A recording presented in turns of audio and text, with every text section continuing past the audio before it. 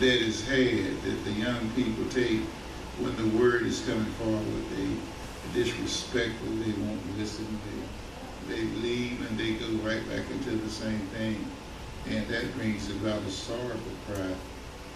21st verse, she cries in the chief places of the concourse and the opening of the gates in the city. She uttereth her word. Wisdom in this sense is speaking of Jesus. Jesus uttered words. Jesus went to the main concourses and the opening gates of the city. Jesus would be found proclaiming wisdom.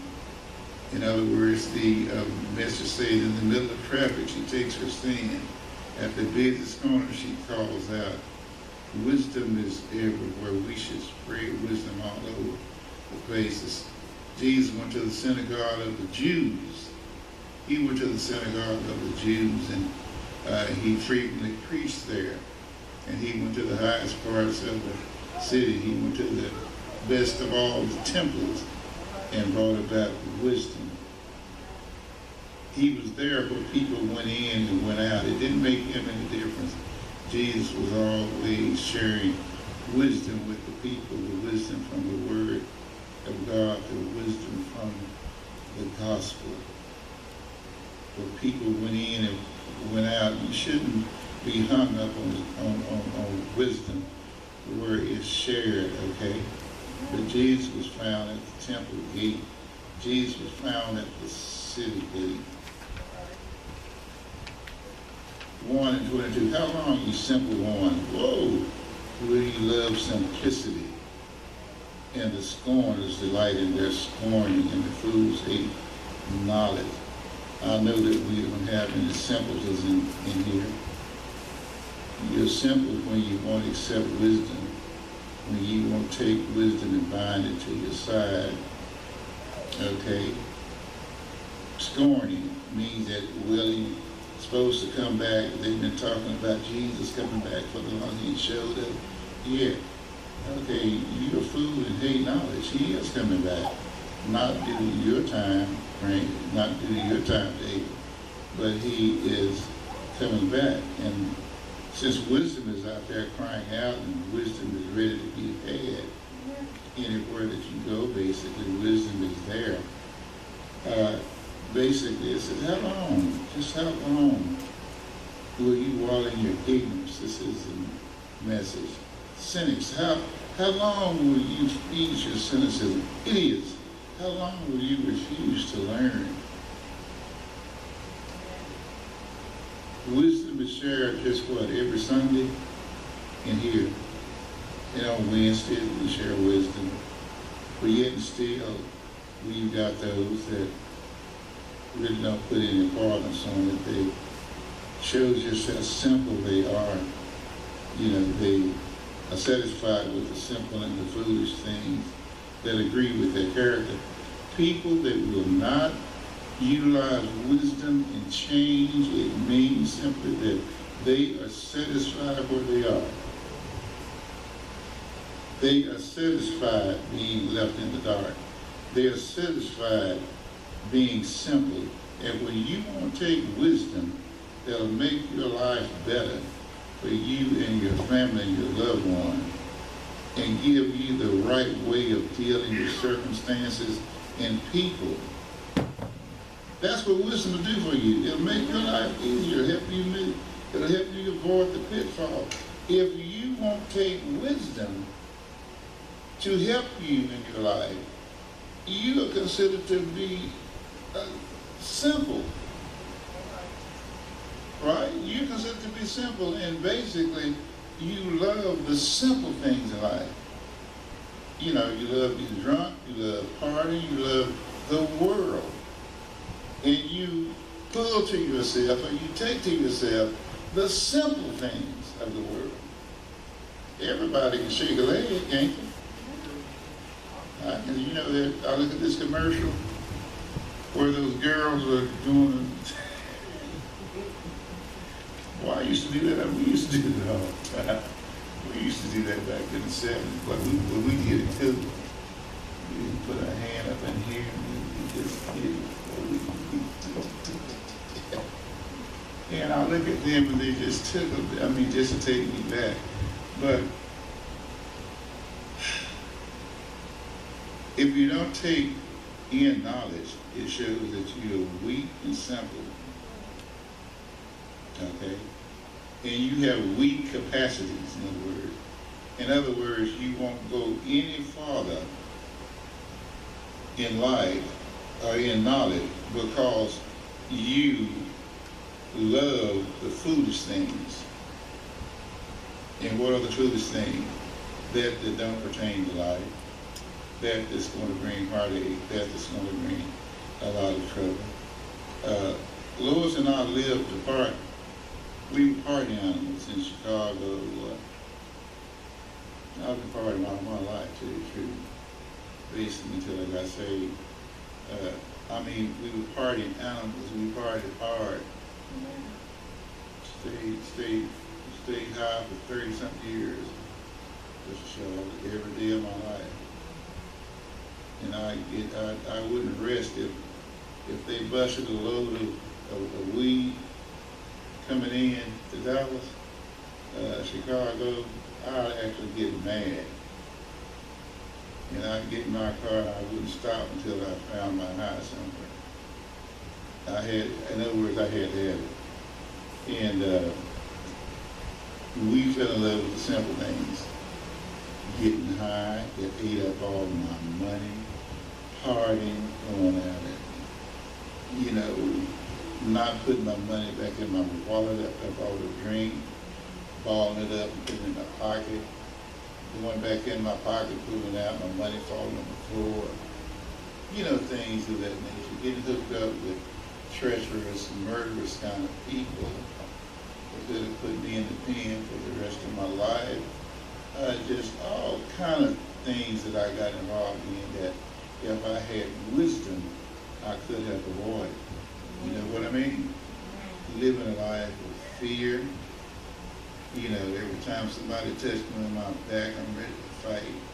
Packing pistols and knives and billies and all this kind of stuff because of all the dirt that I've done. And wisdom, when I became wise and accepted Jesus, all that went away. It's like you haven't done anything to anyone, so you have no need to be afraid of anyone. And it's just a smooth, it's just a beautiful life. I don't care, you come and put your hand on my shoulder, I don't care who you are. Yes, I'm not jumping out of my skin the way I used to out of my skin. If you walk up and touch me on my back, I won't have to duck because I was hitting and swinging because I knew somebody should be trying to do something to me. But now it's just smooth, and because you know that you're right with God and haven't done anything hurt anymore. I'm doing some teaching, so don't get bored on me. Okay. So basically, when men settle for the weaker things and the foolish things of life, it shows that they're shallow in understanding. You really don't understand the value of wisdom. Okay?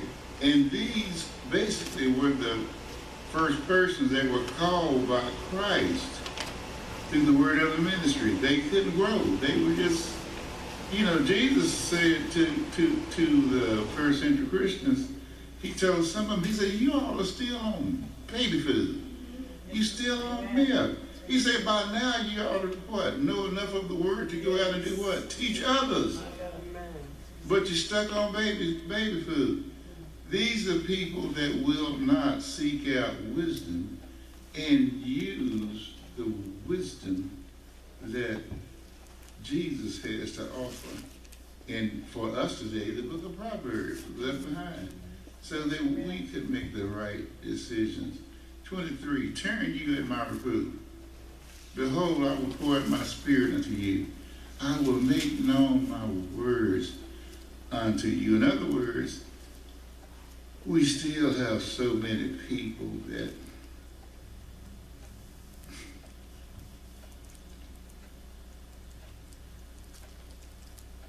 he just went into the end zone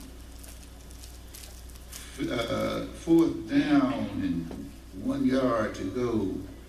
All of that kind of stuff have caused people to turn away from this church, man. I'm not a fool. I know this young people. It's 12 o'clock, the Dallas Cowboys. And this church can't contend with the Dallas Cowboys. So you young people that are not off into football and haven't been swayed by it, it's such a good thing that you can muster up enough energy to say, I'll record it and see it later, whatever the case may be. But we got young men all over the place, can't let the Cowboys go because they don't understand that the wisdom from the Word of God is so much more important in their lives. And I see them making so many foolish mistakes. And it's really, really sad. That's why Jesus cried about city of Jerusalem, just like they didn't have a prophet. And when I look around and see the things that go on with our people, it breaks your heart. It breaks your heart to say that will they ever understand the importance of the Word of God? That's wisdom. It's going to help you through this life. Life is hard enough as it is. You know, you're young now and running and jumping and bouncing, but there are evil years on the way. And before you can shake a stick, you'll be old. And when you hit 21, it seems like the years just start running by you. Amen. I'm like, I'm 30. What? I'm 40. What? Well, I didn't think I was going to live to see 75. My good. That's a long time. I'm an old head. Still getting around. That's what I love about it. Amen. Wisdom has kept me here. You know, in spite of all the mistakes I made, I got wisdom in my life just in time. Amen. Just in time. Can you imagine? You all can't imagine me being out there as a player. You said somebody be to kill that man. Amen. You know that, and I know it too. I thank God for His mercy. Amen. I thank God for allowing me time enough. He waited on me. That's a song. Hallelujah. He waited on me and allowed me to come to my senses. and I'm so glad. Amen. Glad about it. But we've got so many today, as the 23rd verse said, turn you at my reproof. Behold, I will pour out my spirit unto you. I will make known my words unto you. In other words, the messenger say, about face, turn around. About face is a military term, means to just make a complete click and turn completely around one other way. That's what about face is, okay? He said, about face, I can revise your life. I can change your life. I'm ready to pour out my spirit on you. I'm ready to tell you all I know. Man, if you get all that Christ knows, if you get the book of Proverbs inside of you, all of this wisdom, man, you'll be just fine. Don't turn your ears away. And that's what's going on. We come to church and we get a good word. No, that was a good sermon. Oh, I understood that. That was just for me. And then we turn and go right on back and start doing the same thing until the next Sunday. And do not pull away the shoulder, stop your ear that you may not hear. Oh, I don't want to hear that. I don't want to hear that. A pastor and a preacher that cares for your soul shouldn't care what you want to hear. We were not put here to preach you happy. Amen. We were put here to preach the Word of God. You understand what I'm saying? Amen. I had one of the little sheep call me from Oklahoma City saying that her grandmother wanted her to sing, but her mother thought that the song that she was going to sing was too tough to be sung at that church and didn't want to offend anyone. I told her, you listen to the voice of God the song that he gave you to sing may not be for your grandmother. It might be for somebody else there that'll bless them and help them in life. Amen. So you just dig your little heels in, and I hope your mama understands.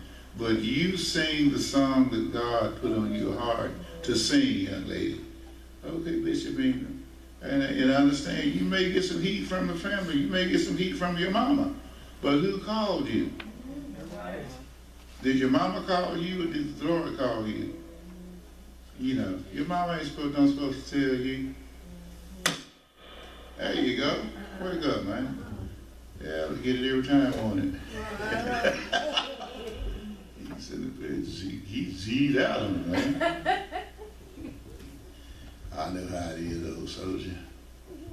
I feel like sleeping sometime myself, but I gotta keep on. That will give it. That won't give it. That's the trick we preachers saying. It's like a gunshot going off. You wake up, man. Moving on. Because because I have called, and you refuse. Wisdom have called. All right. But you refuse. I've stretched out my hand, and no man regard. That stretched out hand is in reference, basically, you can look at it as a preacher stretching out his hand. Every Sunday call and say, "Would there be one? Would there be one? Come on down. Come on, turn from your evil ways. Come on, get wisdom and start living that life." And I'm going to say this as a testimony. The best life I ever lived in my life is the one that began when I met Jesus on Thanksgiving Day in Chicago. And I'm so glad about it. I'm so glad about it. I can trust him with every vein. I can trust him with my finances. I can trust him with my health when the devil tried to kill me or when I was being tested by God for a year and a half with all that sickness. And I look how he brought me back, how he stayed the hand of death and watched over me. Extremely large heart that's just still beating and beating and beating and beating. I told my doctor, I said, you know what? I said, could it be that my heart is so big that it won't stop? I said, could a smaller heart cause me to die? I'm still, maybe this old big hard head is playing a part. You know, and I feel great, you know. I tell everybody, don't feel sorry for me and be worried about me. You better be concerned about yourself. All right. Can I get a witness? Amen. Amen. I might be around here preaching. I hope once y'all hearing if you ain't careful of that old big square head boy don't get stuff together, and Donald Trump don't stop acting fool. My goodness. We're in danger, y'all. But wisdom lets you know, as a child of God, they want to live with what? Christ, and to die as a gain. So we're not concerned about that. Moving on. He said in the 24th verse, because I have called and you refused. I have stretched out my hand and no man regarded. Wow, ain't that something? You turned a deaf ear. Okay, I reached out to you, but you ignored me. I reach out to you in my word. I reach out to you every Sunday. I reach out to you when you're on the expressways, driving in the dangerous, expressways. When you sleep at night, I'm reaching out to you to let you know that I'm the one that's watching over you and protecting you. I reach out to you in the midnight hour when it's dark and dim and evil men and women are plotting to hurt you or rape you or take your life. I'm the one that is reaching out to you to let you know that, hey, it's me. When you look at the stars in the sky and the moon and the change of weather, when you feel the wind on your face, I'm reaching out to you. I'm trying to let you know that I'm the best thing that you could ever have. Don't turn your back on me. Don't shrug your shoulders and walk away and think you can find something better. Because you're not going to find anything better or as great as I am, because I've proved my love for you. And there's nothing and nobody else that will give their only begotten son for you or give their life for you. I prove my love for you. And you